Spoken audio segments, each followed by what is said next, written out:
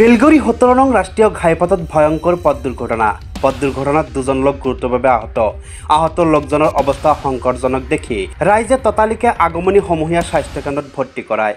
আহত হওয়া লোকজনেৰ নাম বাহাদুৰ আলী ঘৰ ধুবৰী চোৱাৰ বুলি জানিব পৰা গৈছে। আন এজনেৰ নাম হৈছে আইনাল হক ঘৰ বেলগুড়ি বুলি জানিব পৰা গৈছে। বাহাদুৰ আলীৰ অবস্থা সংকটজনক দেখি ধুবৰী মেডিকেললৈ প্ৰেৰণ কৰে। জানিব পৰা মতে AS17K 6504 নম্বৰৰ বাইকখন আগমনিৰ পৰা গোলকগঞ্জ অভিমুখে যাওঁতে বেলগুড়ি ইটাৰভাটাৰ সন্মুখত এজন পথচাৰীক লগাই দিয়াৰ ফলত এই দুৰ্ঘটনা সংঘটিত হয়। লগে লগে আগমনী আৰক্ষী থানা খবৰ পাই ঘটনাস্থলীত উপস্থিত হৈ ঘটনাৰ বুজ লয়।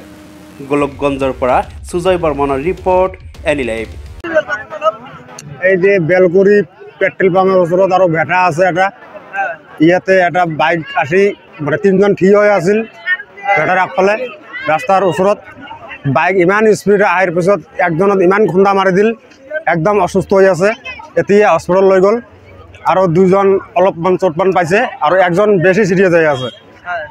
বাইকখনো এখন ধৰা হৈছে, আগমনী আৰক্ষী আহিছে, তদন্ত কৰি আছে এতিয়া। এই অলপ আগত ইয়াতে